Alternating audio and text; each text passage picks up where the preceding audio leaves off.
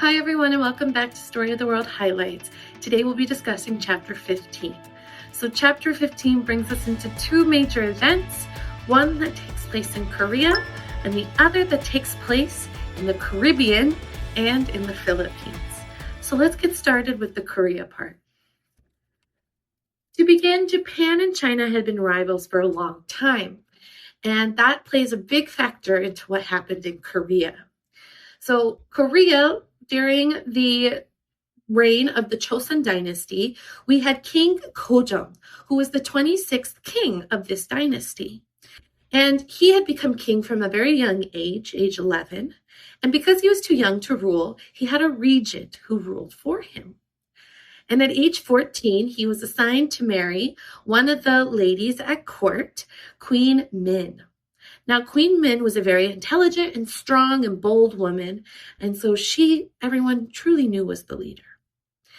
And what she did to help get rid of the regent who she disagreed with was that she started to slowly, over the years, get her relatives into positions within government. So when she was 22, she, with the backing of her relatives, was able to convince the regent to leave. Now, the reason she and the regent had some differences of opinion was because the regent was very old style. And in old style foreign relations for Korea was that they only did business with China. This was part of the reason they had the nickname the Hermit Country. And they only did business with China because there was this idea that they saw China as their brother, and decided to only deal with them. But now Japan, Min knew as it was growing after its Meiji Restoration, they had more westernized fighting techniques and styles and weapons, and trade was booming in Japan. Queen Min knew that they needed to start doing trade with Japan. So now that she was in charge with her husband and the regent was gone, she signed a trade treaty immediately with Japan. Now, this was good, but Japan and China, they had to have a discussion about this because both places kind of wanted to take over Korea. Korea is a small country that sticks off of China, so China wants it. Korea is right across the waters from Japan, so Japan wants it. So both countries wanted it and didn't want the other country to have it. So they made a deal. They said, how about we both equally take care of Korea? Now, this was all good and well, but in 1894, South Korea saw in the southern areas a religious uprising called the Tanghak Rebellion. And this was starting to look quite similar to the Taiping Rebellion that happened in China years before. Now, Queen Min was very worried about this and didn't want it to turn into a civil war. So she reached out to China and said, China, you dealt with the Taiping Rebellion. Will you come and help us put down this rebellion before it escalates further? And China said, of course I will. And they sent a British ship. They borrowed one and they loaded it up with Chinese soldiers and sent it toward Korea. Now, this was a big problem for Japan because part of their deal was neither would send soldiers into Korea without the permission of the other country. And China didn't ask Japan before it sent soldiers towards Korea. So Japan said, China's trying to take Korea, not fair, and sunk their battleship with their soldiers on it. Now, this was what began the war, and the war continued on between the two countries. But remember, China was weak. It had just fought the Taiping Rebellion. It was still dealing with the opium crisis. And so Japan, as it had more modern weaponry and modernly trained soldiers, Japan easily was defeating China. And within 8 months, they were able to go from the south of Korea and push the Chinese all the way back to China in 8 months. So China had to surrender. Now, they signed a treaty. This treaty that they signed said that China had to give Korea full independence and never try to claim ownership of it. And additionally, they had to give some of their land to Japan. Now at this, the Europeans got excited. They said, ooh, this is the time. This is the time to attack and claim parts of China because China is weak and losing lands already.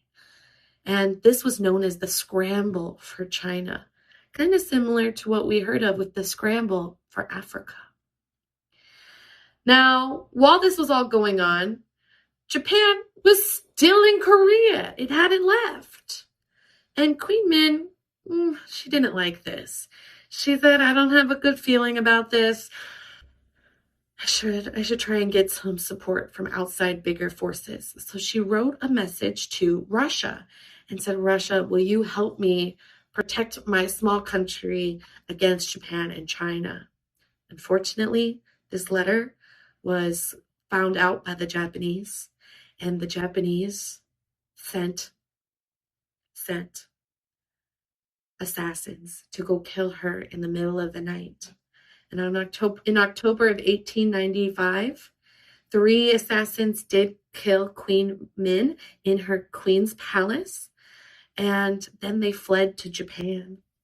Now the rest of the world said, whoa, Japan, those people just killed a queen. You should do something about that. Punish them. And Japan went, all right, okay, calm down. And they had a court trial for the culprits. And Japan said, there's just not enough evidence. So, oh well, sorry, we tried. And that was the beginning.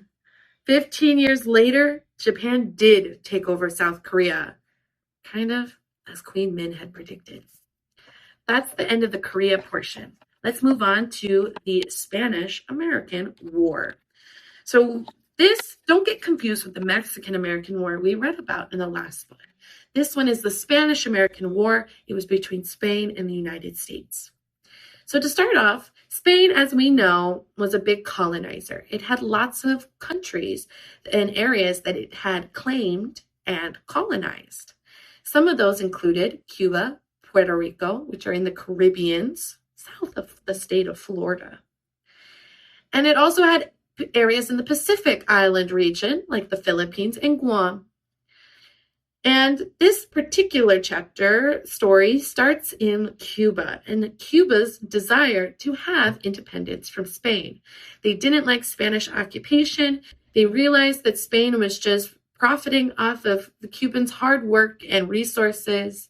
And so there became a slogan that began to be chanted among the Cubans that went, independence or death. Very dramatic, but that's how they felt. Now, newspapers in America noticed that stories about Cuba during this time were bringing in a lot of money. 2 newspapers in particular, the New York Journal, whose editor was William Waldorf Hearst, and the New York World newspaper, whose editor was Joseph Pulitzer. They noticed this especially, that they could get rich because of selling more papers with Cuban stories. So they said, we must continue to run Cuban stories at all costs. And this is where real fake news began, because some of these stories were pure exaggerations or not even true events. They kept claiming eyewitnesses saw this happening, but they were just making it up because they wanted to sell more newspapers. Now, Hearst even went as far as to hire an artist to go down to Cuba and draw horrible scenes of the occupation of Cuba by the Spanish. And the artist contacted Hearst and said, it's really not that bad down here, boss. And he said, listen, man, you furnish the pictures, I'll furnish the war. And sure enough, as coincidence would have, in February 15th of 1898, the USS Maine, a battleship for the U.S. Navy, which was docked in Havana, Cuba, exploded. The Spanish said, I swear, it wasn't me. But the Americans were convinced it must have been a Spanish spy.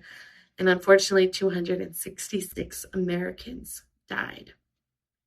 The newspapers took this in a storm and kept publishing things saying, remember the Maine, and the U.S. should go to war, trying to convince Congress to declare war, because in the U.S. government, only Congress has the power to vote on whether the United States goes to war. In April 19th, 1898, just 2 months after the explosion and sinking of the Maine, Congress okayed war against Spain. And the leader of the Navy in this operation was Theodore Roosevelt, the Theodore, aka Teddy Roosevelt, that would later become president one day. He was the head of the Navy during this time, and he sent soldiers to attack Spanish navies everywhere. He sent soldiers to attack in Cuba, Puerto Rico, Guam, the Philippines, and they were attacking these navies everywhere, and Spain could not keep up the fight. So in December 10th of 1898, that same year, they signed the Treaty of Paris. Yes, this is another Treaty of Paris, Spanish-American edition. And in this treaty, Cuba, Puerto Rico, Guam, and the Philippines changed ownership, not independence, changed ownership from the country of Spain to the country of the United States. The Philippines people were furious. The Filipinos would not have it. They were mad about this, refused to acknowledge it, and elected their own president. His president declared war on the U.S. Unfortunately, they were no match for the U.S. The U.S. defeated them instantly, captured their president, and told their president to pledge loyalty to the U.S. and step down as president. The U.S. did note that the Filipino people did want to have some say in their own governing, so they allowed the Philippines to have two Congresses, one with elected officials from the Philippines and one with elected officials from the U.S. And together, these two Congresses would vote on and make rules for the Philippines during this occupation by the United States. That is it for Chapter 15, and I will see you next time for Story of the World Highlights. Bye-bye.